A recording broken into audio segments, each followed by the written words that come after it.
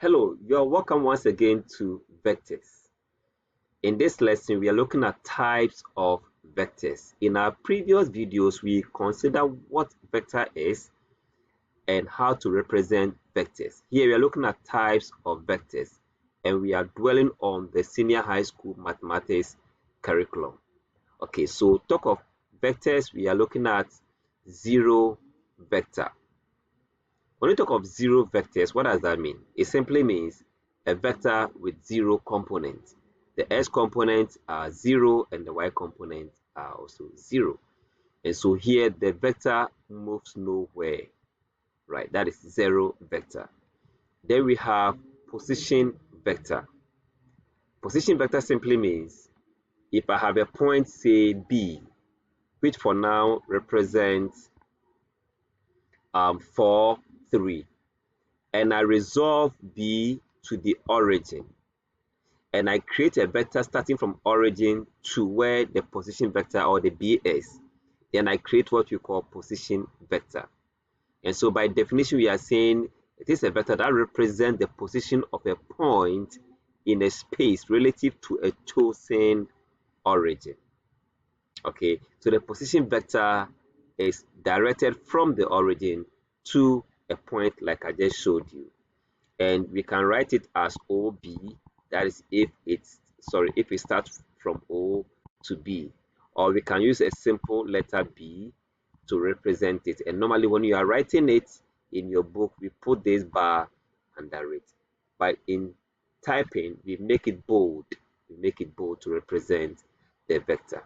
So that's position vector. We'll be doing more of this as we work with vectors as well. Our next type of vector is called unit vector, and as the name implies, unit means one, and so we have unit vector means a vector that has a magnitude of 1. And so here we are saying a unit vector is a vector with magnitude equal to 1. And if you look at it from here, from vector AB, A to B is a unit vector because the magnitude is 1. And if you look at it from here, it's also with a magnitude of 1, and here the unit vector is 1, 0, and here the unit vector is 0, 1. So unit vector simply means a vector with magnitude of 1. The next on the list is collinear vectors. Collinear vectors. If you could remember, we learned about collinear points in coordinate geometry and in plane geometry as well. They are point that lies on the same straight line. And so if we come here, we are talking about collinear vectors, then the same definition applies. A vector or vectors that lie on the same straight line or they are parallel to each other. And you can see from here that the vector u, which is 3, 1, and the vector v, which is 6, 2, lie on the same straight line, so they are collinear vectors, or say they are parallel vectors. It makes sense, right? We'll be using this concept to solve questions as we progress as well. Then we have another term called coplanar vectors. Coplanar vectors, and here we are looking at vectors that lies on the same plane. We don't care whether they are in line or not, but they are on the same plane. They are called coplanar. Very simple, right? Good. Now let's look at co-initial vectors. Co-initial vectors. When I talk about the word co means they are together. I mean they live in the same place. Maybe you can say co-tenant or co-worker and stuff. So collinear means co-initial means they all start from the same point. As you can see, vector u moving in that direction, vector v moving in that direction, but they are having their initial point at the same place. So we call them co-initial vectors. Okay, and here by definition it says vector, they are vectors that are collinear vectors are a set of 2 or more vectors that have the same initial point. And again, co-initial vectors can be parallel or they can intersect. Okay, they can be parallel or intersect, because if I have a vector here and I move this direction and it ends here, and that one also continues in that direction. They are parallel. They are all starting from the same point, so they can be co-initial. Then the next one we want to look at is negative or inverse of a vector. Negative or inverse of a vector.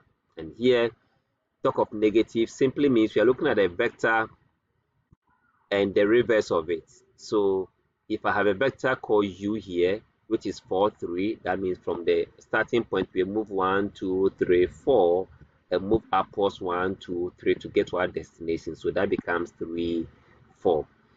And if you look at that of the vector v, which is the DC, also starting from C and we are heading towards D, we move negative 1, 2, 3, 4, and we are moving downwards means it will be negative 1, 2, 3 as well. So we have negative 4, negative 3. Now, we are saying here that these two vectors are moving in opposite directions. So one is the inverse of the other.